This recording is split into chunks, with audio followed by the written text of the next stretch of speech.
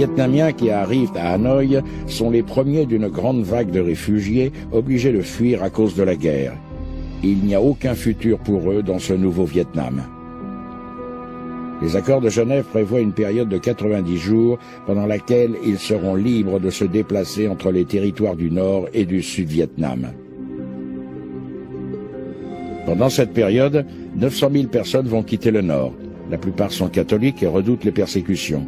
Le flot de la misère humaine se déverse sur les routes.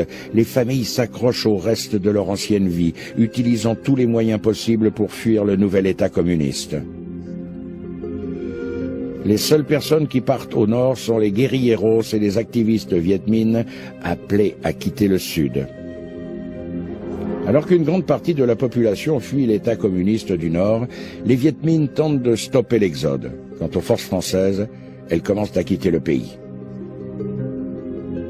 Les visages des soldats qui reflètent la joie et le soulagement traduisent aussi la honte de l'échec d'une puissance européenne. Ils représentent la défaite, une humiliation nationale et le retrait de l'Empire.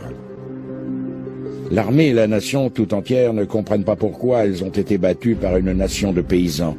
Le défilé des soldats est la dernière parade d'une époque révolue. Les fiers soldats Viet Minh se battent pour un État communiste. Faisant écho aux révolutions chinoises et soviétiques, des attaques sanglantes sont menées dans les campagnes contre les fermes. Environ 100 000 propriétaires fonciers sont assassinés et l'agriculture est collectivisée de force.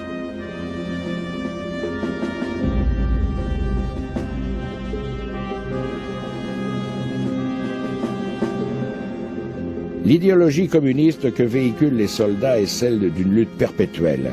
Dans le sud, le flot incessant de boat people se dirige vers un avenir incertain. Le pays dans lequel ils se rendent a été créé en réponse au communisme. C'est un endroit où se réfugient ceux qui craignent ou qui n'espèrent rien de ce nouvel ordre.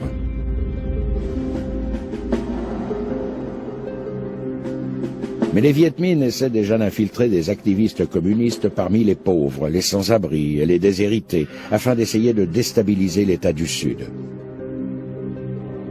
Alors que l'heure de la division et de la fermeture des frontières entre les deux États approche, de plus en plus de gens se ruent hors du pays pour fuir le nouvel ordre qui s'installe. Le Nord-Vietnam va se transformer en un État isolé, interdisant à ses ressortissants d'en sortir.